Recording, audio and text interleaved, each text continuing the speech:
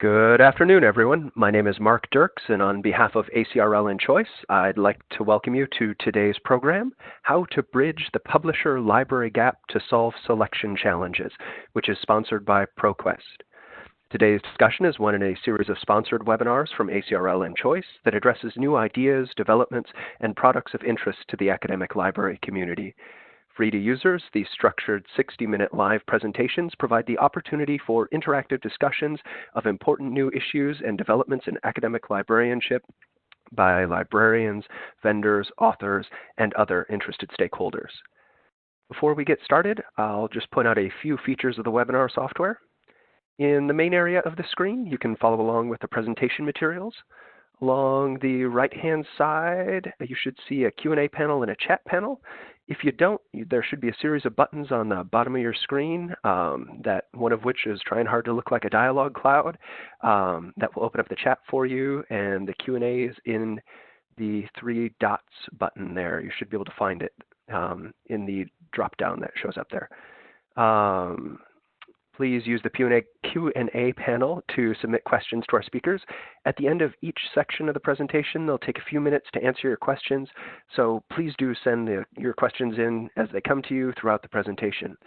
If you experience any technical issues, please use the chat panel to let me know, and I'll troubleshoot the issue there with you privately. Today, we are using the hashtag ACRLChoiceWebinars during the event. So if you have another screen handy, shout out to us. We're at choice_reviews on Twitter. Also note that we are recording today's program, and everyone who registered should receive a link to the archived version. Our speakers today are Joanne Dunham, Steve Smith, and Lisa Noctegal, and our moderator today is John York from ProQuest. So with that, we are ready to get started, and I will pass this over to you, John. All right, thanks, Mark. Welcome, everyone, and thanks for joining us today. My name is John York. I'm Director of Product Management for ProQuest Rialto. I'll be the moderator of the discussion today. So why are we here today? As many of you know, hang on, let me slide. As many of you know, ProQuest is very active in the educational technology space. We're always looking for opportunities to better serve our customers and users. Since ProQuest joined the Ex Libris and Coots information services in 2015, it's been made clear that there are numerous challenges with how libraries currently select and acquire content. This webinar is intended to highlight some of those challenges from the perspectives of both librarians and publishers. With me here today are 3 other panelists representing 2 other libraries and 1 publisher. And I'd like for each of them to introduce themselves. So starting with Joanne, could you introduce yourself, please?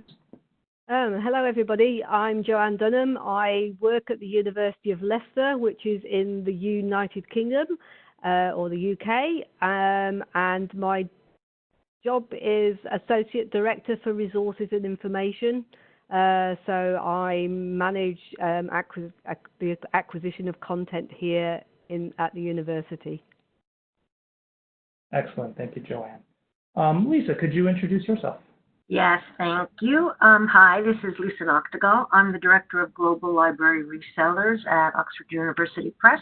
I'm based in the U.S. office, but have a global view of the responsibilities that I have, which are focused on establishing and implementing the strategies and the policies that support the distribution of OUP's book and journal content through third-party sales channels. Excellent. Thanks, Lisa. And Steve, could you introduce yourself, please? Hi, everyone. I'm Steve Smith. I'm Head of Collection Development at the Boston University Libraries. Excellent. Thanks, Steve. Okay. So on to our questions. Once again, if you have questions, please post them to the Q&A section. And as we go, probably after each of these sections, we will try to walk through as many of them as we can. So we have structured this discussion. We've got, I think it's 5 different topic areas we want to talk a little bit about. And what I want to do is go back and forth between some of the librarians, Steve and Joanne, and Lisa from the publisher's perspective. And I just want to get a little bit of input. And then, for those attendees on the call, let us know, let us know if this stuff resonates with you. Let us know if you have other thoughts or comments. So, Steve, why don't we start with you? How does pricing affect your selection or purchasing decisions? So the first way pricing affects these decisions is how our approval and notification plans are set up, and our DDA plans as well. So we generally put a price cap on all the plans so that selectors or what's being added to our selection pool won't even be seen by selectors.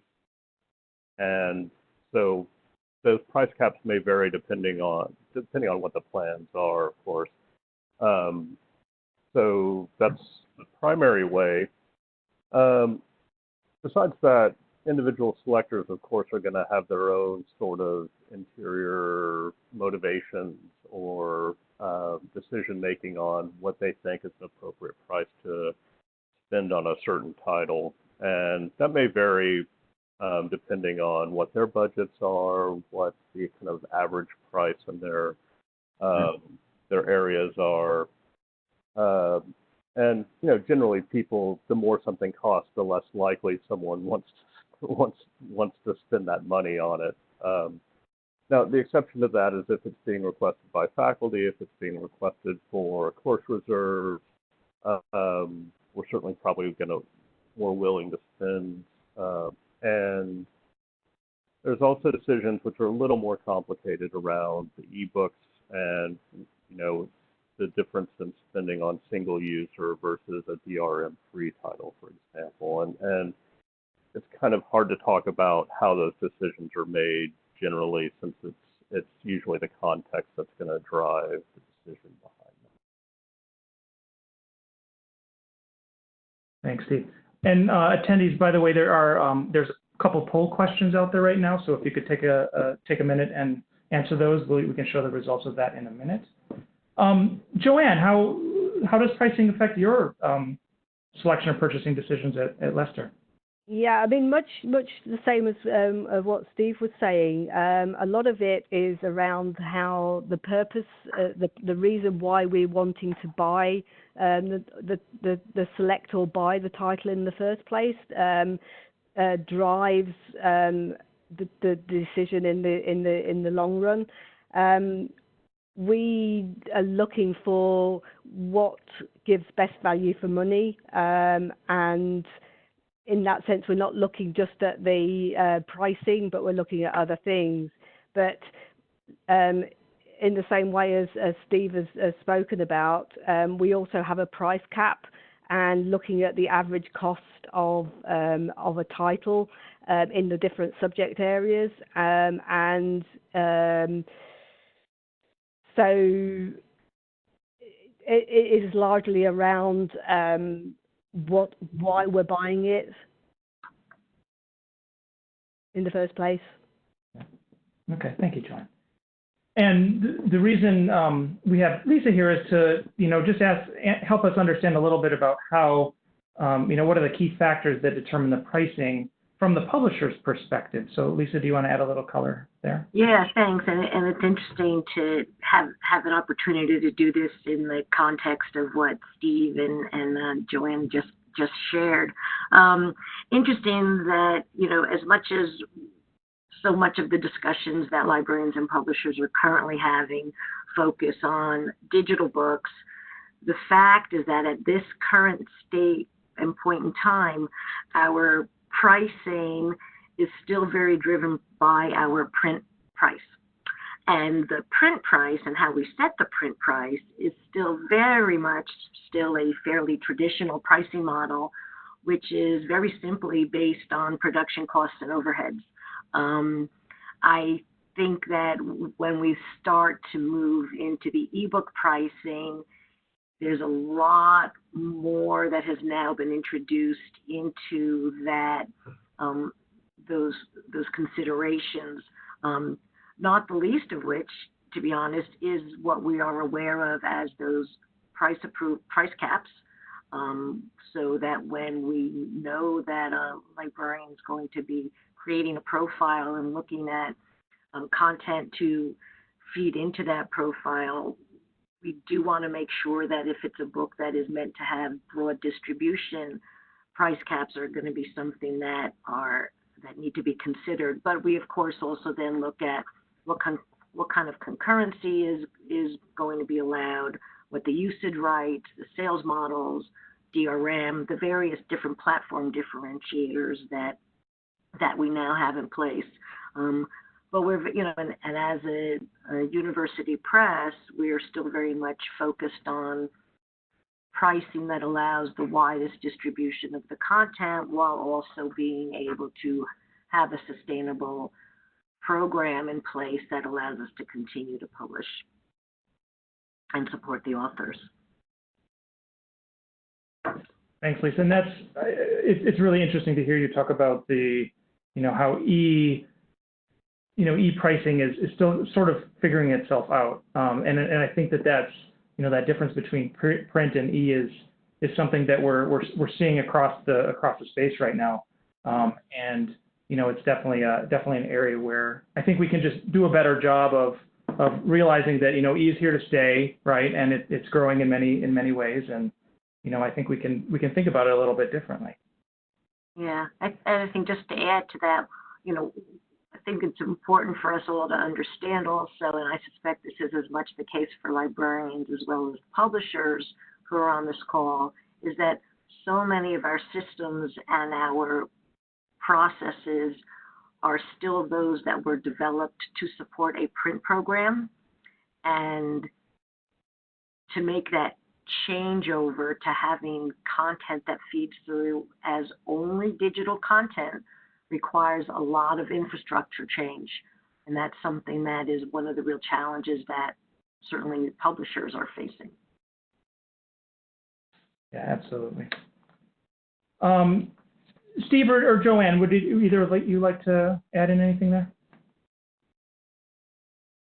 I was just thinking that one of the factors that does come into play is the print cost versus the electronic cost, which may affect what we're selecting or what we're purchasing.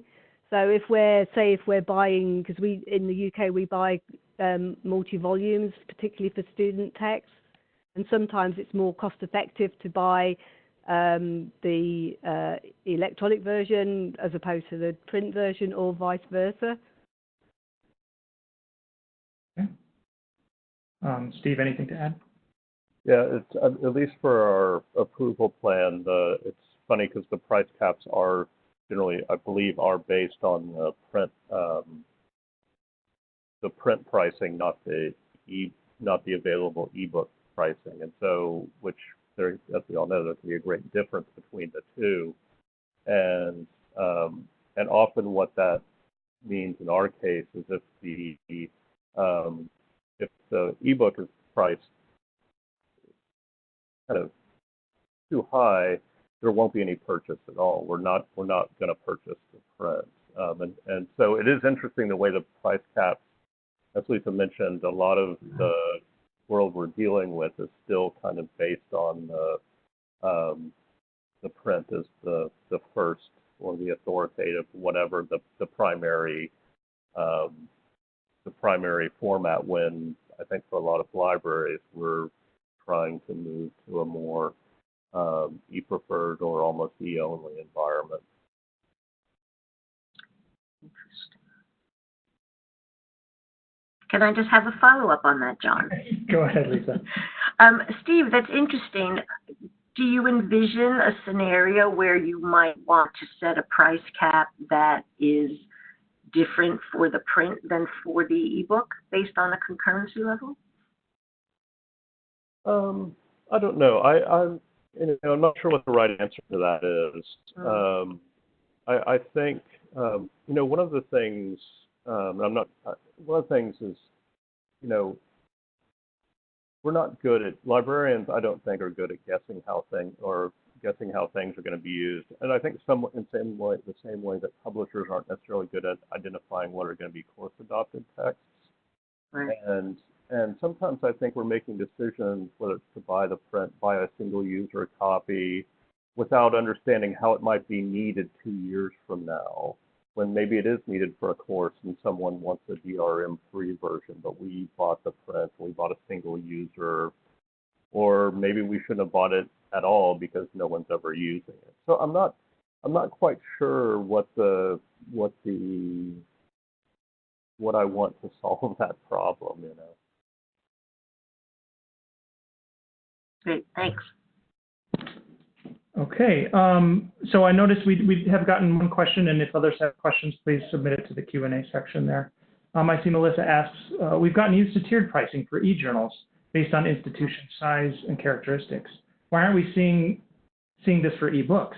It seems very unfair for a 50K FTE university to pay the same price for unlimited simultaneous users on an ebook as we do at 4,200. Lisa, any response to that? Seems very unfair. That's interesting. Yeah, no, and I think that there has been experimentation with tiered pricing for individual ebooks, and I think in some cases we have that, especially when we've seen subscription pricing for an individual ebook. I think some of the conversation can also go more in the direction of not necessarily the FTE as much as the actual user base, so the size of the faculty or the size of the department. If you're buying a book for the classics department compared to buying a book for an economics department. I completely understand that there's a discussion around that. And how the journal pricing differs from book pricing, I suspect, is a mystery none of us will ever solve. And as I said, I think because it's based on the print book, a $75 book is a $75 book, whether it's being purchased by a large state institution or a small private liberal arts college. Yeah. So I'm not sure there's a firm answer to that. Fair enough. Thank you, Lisa. So we did get some polling results, and the first question was, how much does the cost of a book affect your decision to buy? And not surprisingly, most of you said somewhat to a great deal. Yeah, of course, that seems fairly obvious. And then the second question was, does your library compare pricing across possible vendors? And 40% said, yeah, they do. So that also is not altogether unsurprising. So thank you for that. Okay, we want to move on to our next question. So topic 2 is around evaluation metadata. Joanne, what metadata is important for selection and ordering? Are there common metadata issues that impact selection on a regular basis for you? Yeah, so I've jotted down a few things that we would like to see in the metadata for both the selection and the ordering purposes. So things like target audience, the date of publication, the format, the publisher, whether it's in stock or not, or available from wherever we're purchasing it from. Is it a print on demand, or is it out of print? And then things like editions as well, and various imprints. I think common metadata issues that impact selection are around inconsistency across publishers and different metadata, and no sort of common standards across the different publishers and providers, which sort of impact on your ability to compare like for like. So I think, yep. So I think that's all I've got at the moment, but I might have more. All right, thank you, Joanne. Steve, how about for Boston? Most of the same things. Some issues I think that popped up are the ebooks having different ISBNs, and so it's not just that the ebook and the print book have different ISBNs, but on different platforms it may have a different ISBN. And so getting those different versions linked together, and sometimes series information can be very handled very differently. You may not, searching on a series title may not bring up all of the titles within it. But mostly, I think, what Joanne said covered it pretty well. Great, thanks, Steve. So there is another polling question, attendees. When selecting and ordering, does inaccurate or missing metadata impact your library? So I'd appreciate if you could give a yes or no on that. And I see we have a couple of questions. So we had one that was kind of related to the pricing that Tricia asks. I'm interested in hearing why certain publishers do not make their content available in an unlimited user license. Due to our FTE, a single or 3-user title is usually not a good investment for us, as ultimately some users will not be able to access it. Lisa, any response on that one? I think I'm assuming that the question Tricia is asking is about the availability of different models on aggregator platforms in comparison to publisher platforms. I can speak to the decisions that we make here at OUP, where we do, for certain titles where we have a product on the Oxford publishing program, like Oxford Scholarship Online, for instance, where we do have a more restrictive distribution strategy around those, where those titles are available only for a single user or a 3-user model. We do that, to be honest, to help ensure the sustainability of the program, in order to hold those titles out from DDA programs, which is something that we'll talk about in a little while. I have to also say that I think, like we've all seen, the pendulum between limited and unlimited concurrency keeps going back and forth. And for some of our customers, buying a single user copy, for which are admittedly fairly low use titles, if the current usage data is any indication, is probably sufficient, except of course when you're talking about titles that might ultimately become adoptable or adoption titles. I think this is where it becomes an art, not a science, and we do try to make those distinctions based on what we know to be the initial intent of the title when it was published versus the ultimate use of that title. Great, thanks, Lisa. Yeah, and I know that's going to be different, and you're answering on behalf of Oxford. Yep. And each platform can have their own rules on some of this as well. So I do want to get to the second part of this topic, and I see a couple more questions have come in, so we'll get back to those in just a minute. But so Lisa, aggregators add additional metadata like readership level, subject headings. Is this something that could be provided more accurately by the publisher, and would that ever happen? This is a really interesting topic, and it's actually something that we've been talking about here at Oxford University Press as we start to think about future platform developments. I think we kind of look at our metadata in two categories: the very sort of objective metadata, or that more subjective metadata. I certainly, going back to some of the comments Joanne made, I mean, any of those really objective data points that are missing from any of the data feeds that go out, and we do have the standards of using Onyx data feeds, where things like series, certainly price and pub dates, should always be sent out to allow for well-informed selection.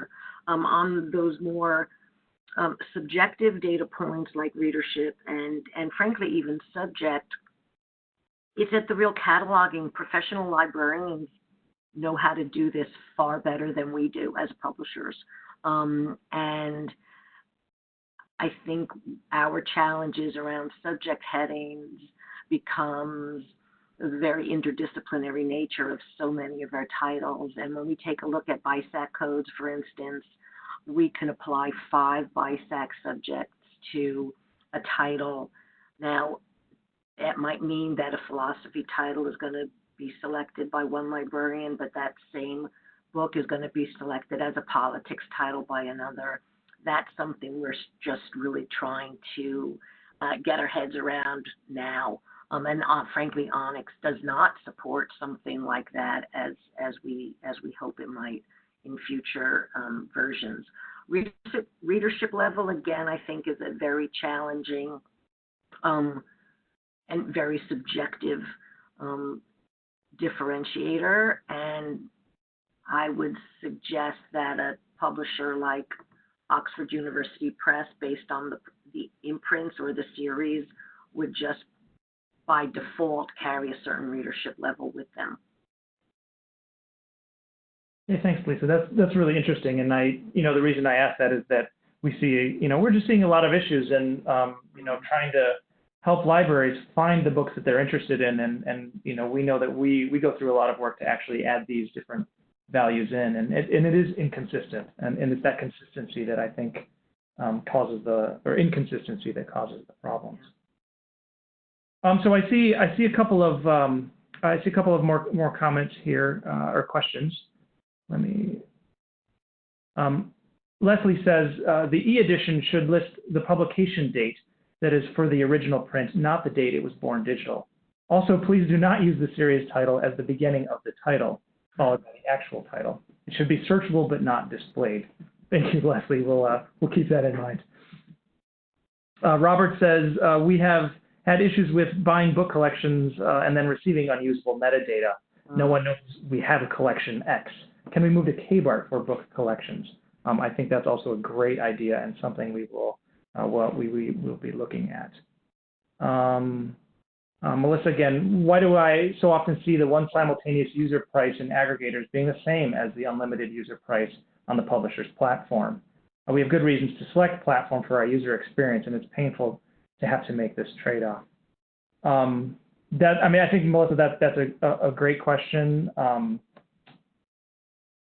I think it's, I don't know, Lisa, if you want to add anything to that. I mean, we know that there are pricing differences between publisher platforms and sometimes the aggregator platforms. Yeah, sure. And I would just say, sort of referencing back to the statements earlier, that we're looking at so many different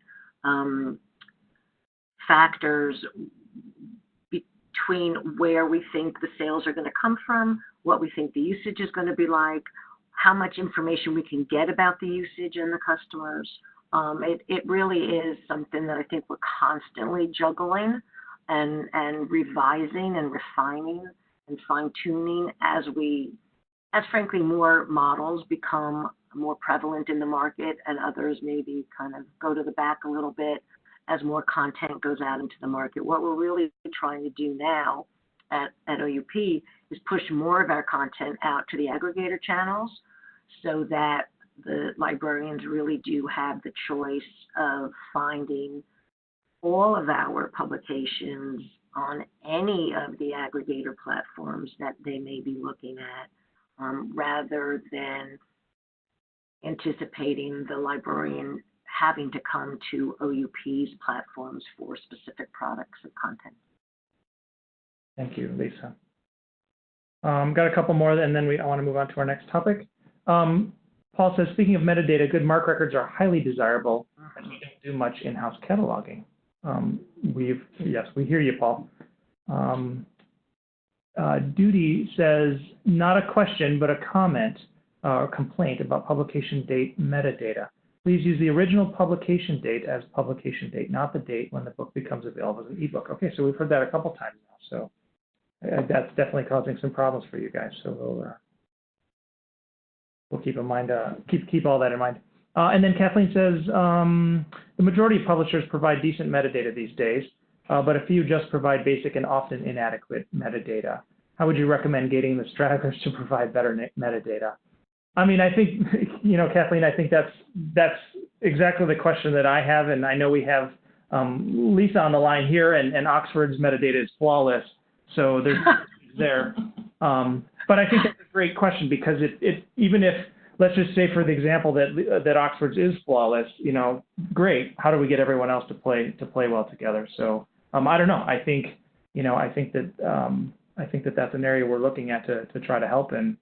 And I think, as more of the digital content becomes discoverable through the various library supply channels and cataloging services, that is where the inadequacies are revealed pretty dramatically. And, I think any publisher is going to want to make sure that they are doing everything they can in order to make sure that content is consistently comprehensive.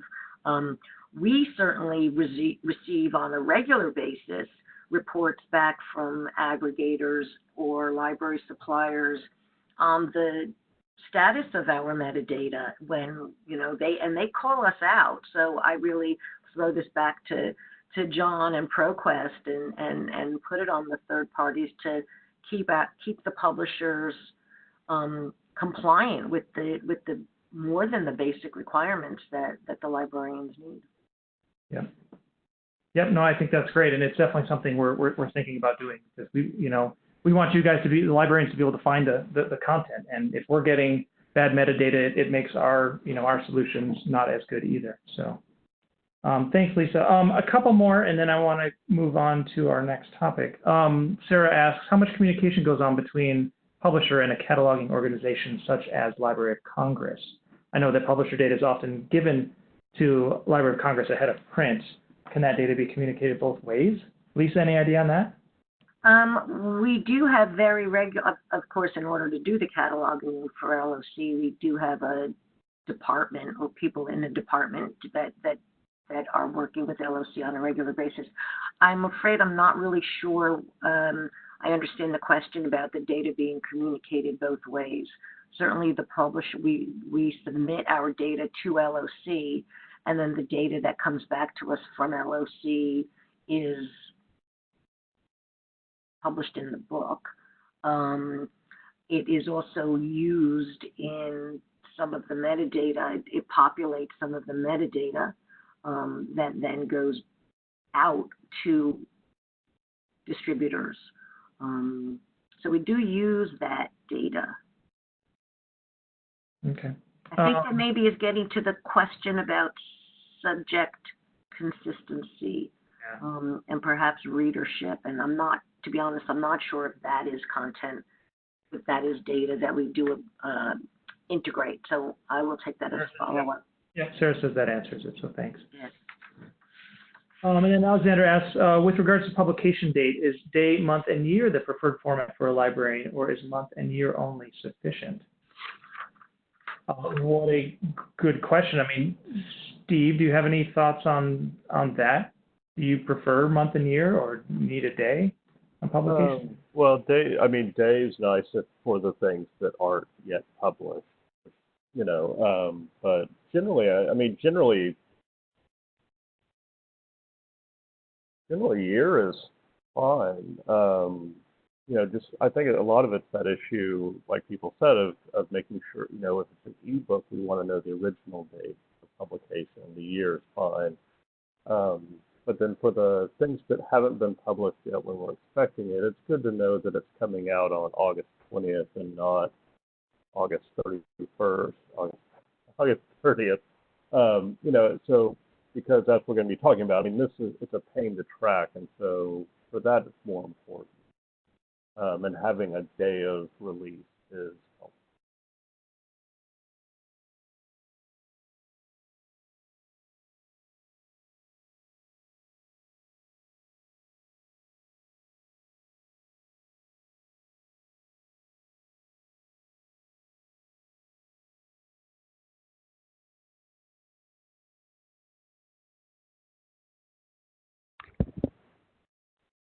Hello there, this is Mark from ACRL and Choice.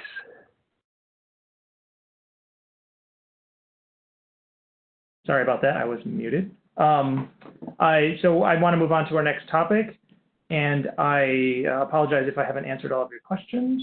But we're moving on, and the next topic is around publication date, so that's what we happen to be talking about. Steve, for not yet published titles, how often are you updating your expected dates, right? And why can't these authors write faster for you? This is, I'm going to answer this in probably a roundabout way, but not yet published titles are a real problem for us because we don't have any good way to track it in terms of the librarians' workflows, the selectors' workflows, and we also don't have a way to. A lot of the things we get that are not yet published are things that are being requested by faculty, people that have gone through publishers' catalogs and identified things that they want. And so we want to be able to know that we have our eye on it. And the only way we can do that with our existing systems really is to order the item so that we have an order record and that it's appearing as on order in the catalog. But we really don't want to do that. We don't want to place the order far in advance because, for one thing, we don't want the funds encumbered indefinitely. But also, the ebook options primarily are not available won't be available until the item actually becomes available. So we don't want to commit to ordering the print. So so what it means, the way most librarians, at least that I'm aware of, do this is they have a not yet published folder in whatever system they're using to acquire things, Gobi or Oasis, or maybe even in their email, and they're just dumping these things in there and then going back and checking them on the date it's supposed to be published. And there are those frustrating ones where that date moves, or it was supposed to be published on July 1st and it's still not available. It would be really helpful to have a system something in our library systems to be able to kind of select these without ordering them so that the librarians don't have to track it in that manual way. They can track it within the library system. And ideally, there's a public record letting the faculty, the requesters know that the library has ID'd this for acquisition, and we will get it as soon as it becomes available. But right now, it's just not, there's no way to do it except for a very manual process. And often Amazon is the best place to look because Amazon tends to have good publication dates, release dates, and makes it available absolutely as soon as it's available. Thanks, Steve. And I just realized I had swapped these questions on you guys. So so let me ask Joanne a slightly different question, but it'll be the one that Steve actually answered. So how do you manage requests for titles that have not yet been published? What is the impact if an expected publication date changes on you? Yeah, so much the same as what Steve was saying. We would we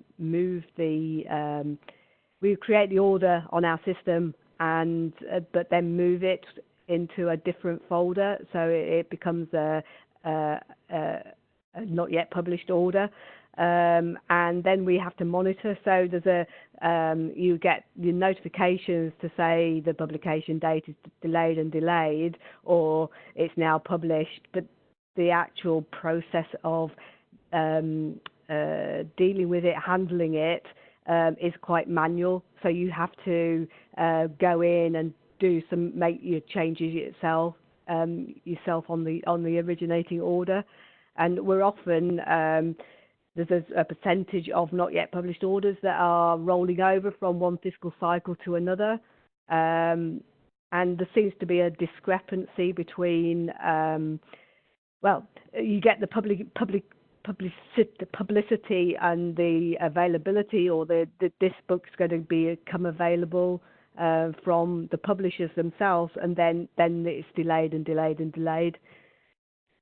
When it's sort of sold to the academics, it gets onto a reading list, or we want this, and that creates the order in the first place.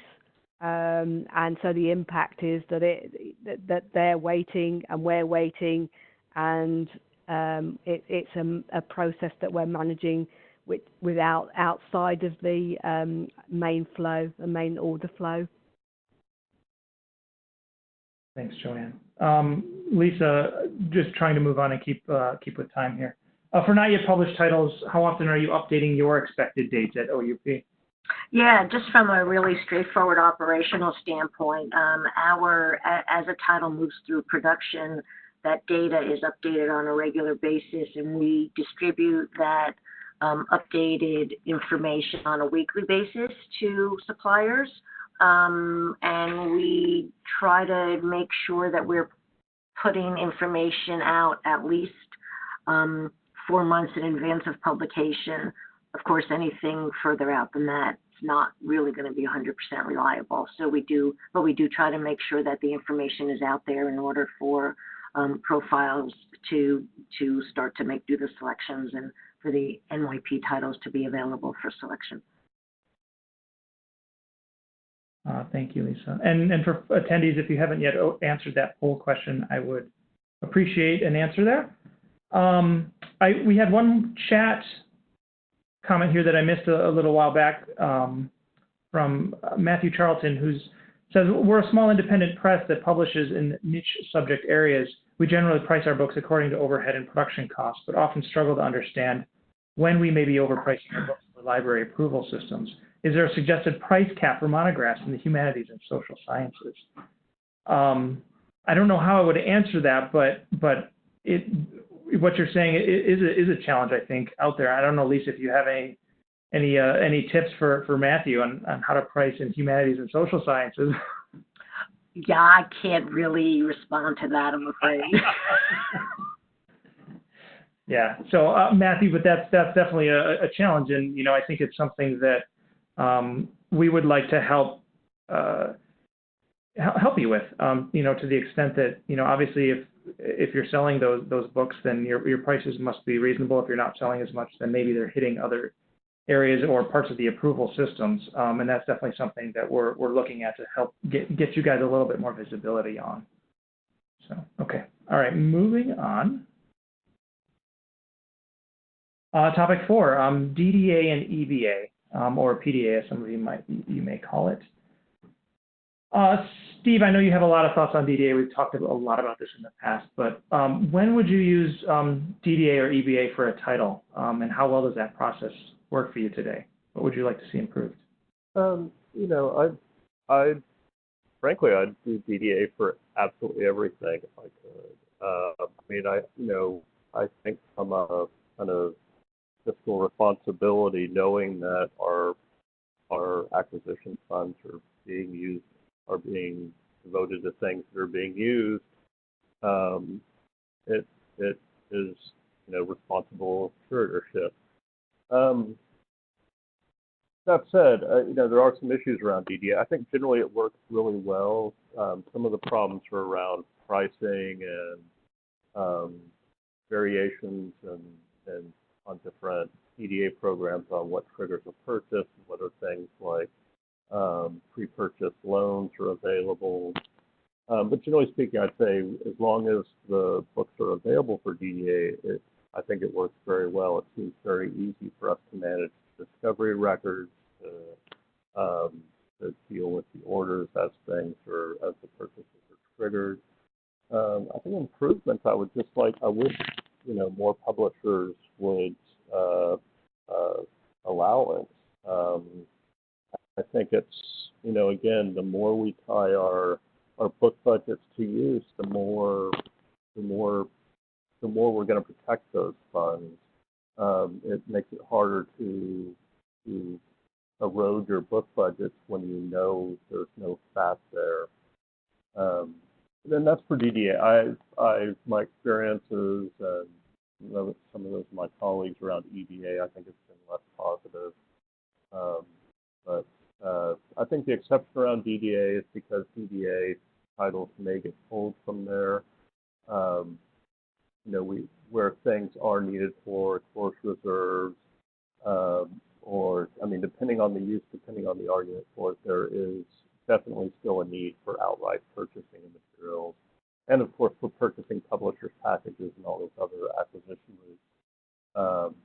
But think DDA generally, I've been involved with it for 12 years or so in different programs, and I think it works really well, and I just would like to see more commitment from it from the publishers.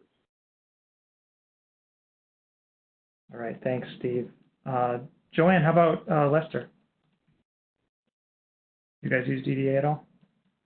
Yes, we've been using DDA for quite a while, and we've started this year, which is something different for us, is to use it for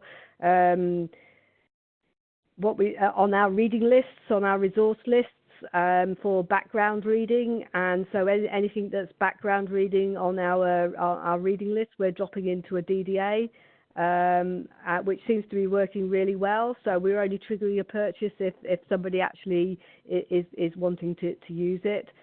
The other way we're using DDA is if we're wanting to target specific areas of the collection, or we have fairly negative feedback from particular subject areas, then we would use DDA. EBA we have used, but particularly for single publishers or for subject collections. So DDA is more an aggregation, and EBA is more for subject or single publishers. And much the same as Steve was saying, what we're finding is that a lot of titles aren't available, or some titles aren't available on DDA, and it's getting to an understanding of why they're not available in that way, because it's a way of maximizing our spend, our book budgets. And actually the evidence is there that demand-driven is on the whole a better way of getting your collection used and targeted to the reader. Thanks, Joanne. I've got one more poll question out there for attendees. Does your library prefer EBA or DDA? And I'd love to see those answers, and we can review those in just a minute here. So onto the publisher side of DDA, actually, I'm going to skip that, the preferred license question there on the librarian side. We've already heard in chat that not all the right licenses are always available for you, so I think we already have the answer to that. But I want to jump over to Lisa for a minute and ask, at Oxford, what are the key factors in deciding whether a title is eligible for DDA? And after that title is available for DDA, would it ever be removed? Yeah, so this is obviously a really complex topic, and I have spoken in the past for at least an hour on this topic, which I won't do today. So I think, as we were talking about with pricing, our decisions about DDA have to really be informed by our ability to maintain a sustainable publishing program. I think when we all saw DDA enter the market, we were really excited about it as a way to increase the discoverability of backlist content.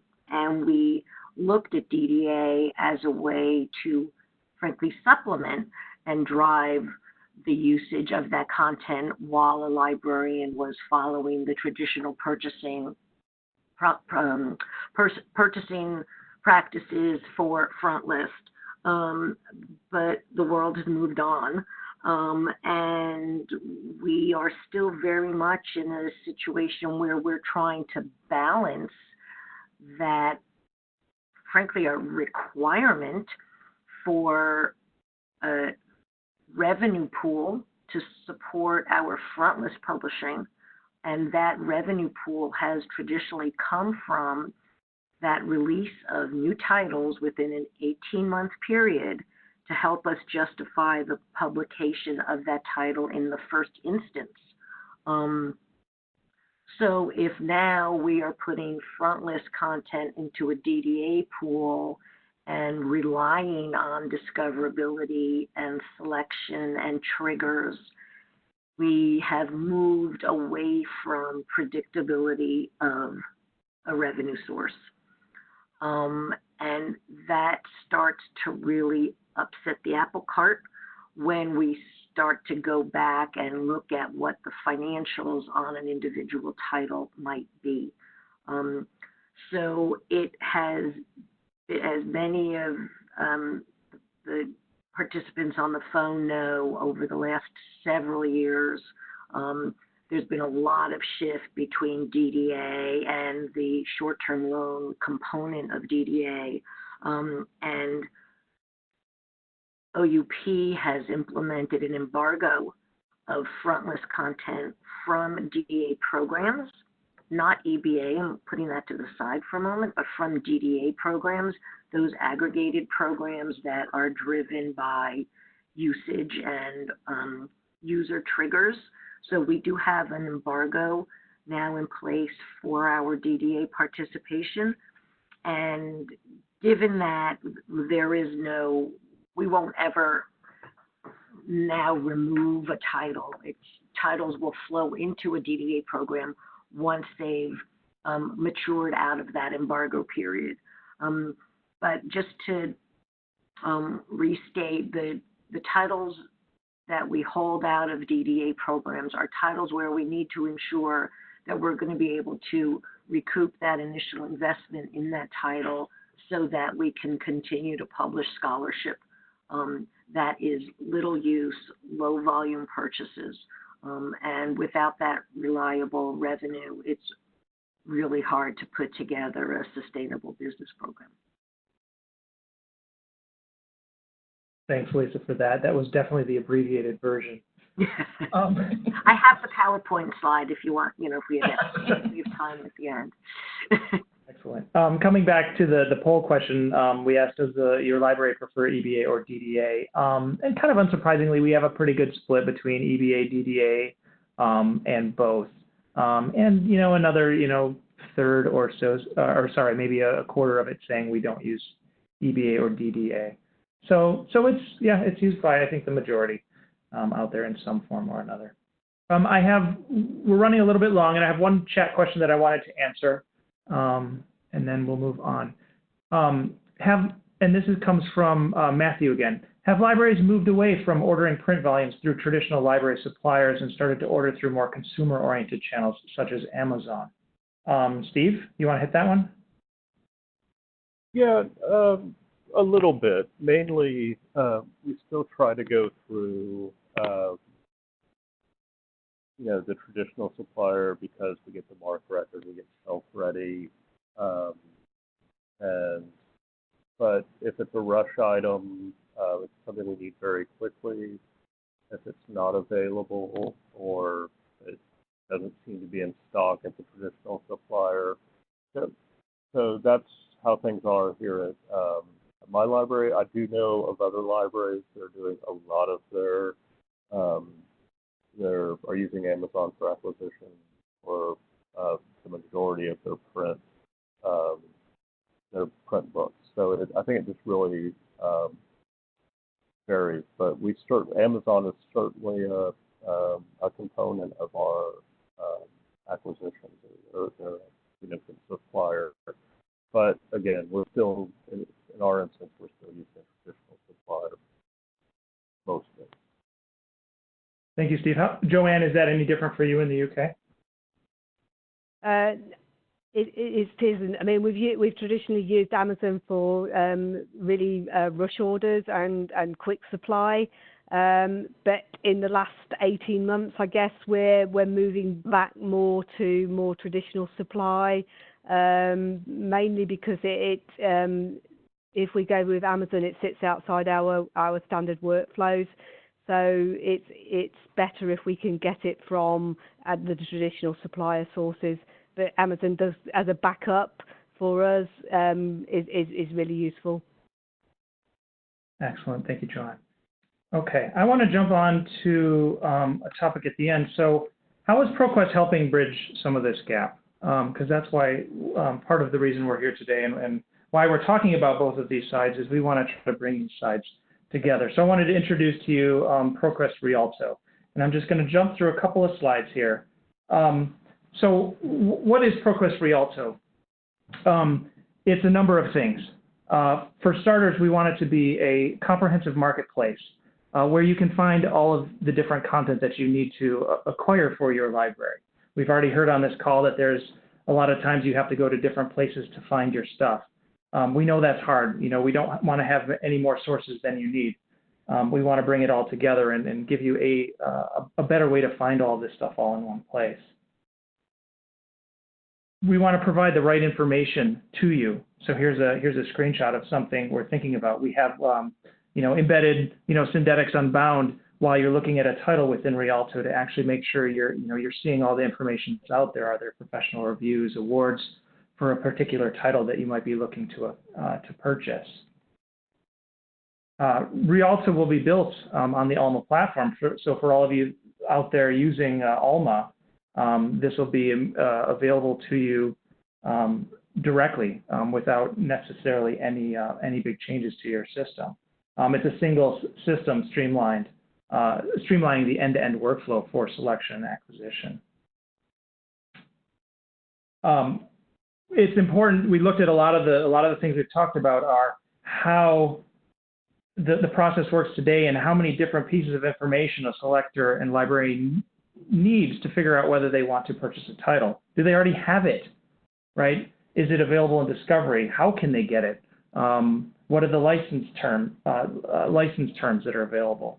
We want to create a single workflow where once you make a decision on something, you can then basically use analytics to figure out, did that actually work, right? Did I buy something that actually got used? Ultimately to drive up the utilization of your resources at your libraries. Another screenshot for how we're talking about embedding ordering within Rialto. You'll notice that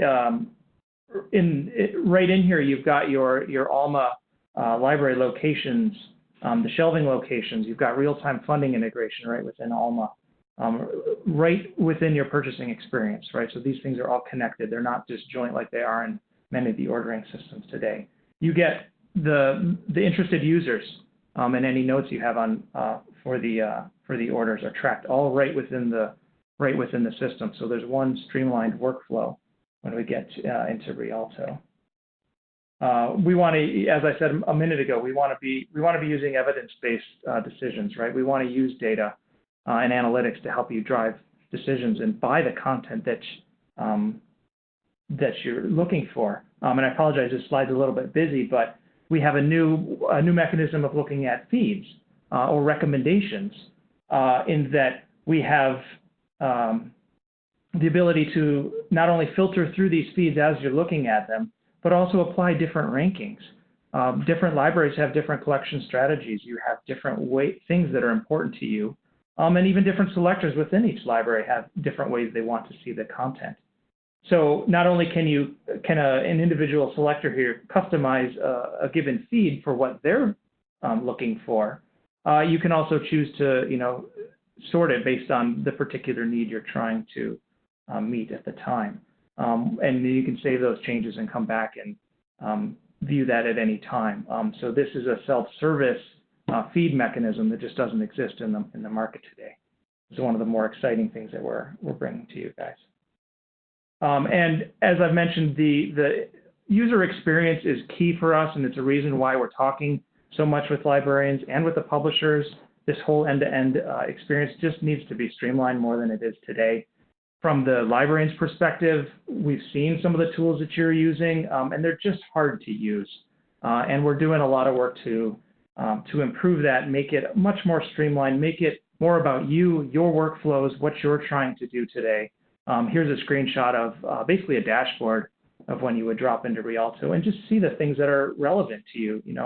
Here are the funds you're tracking and the balances that are remaining in them. Hey, you've got some new items in a recommendation feed for a mathematics subject area, those sorts of things.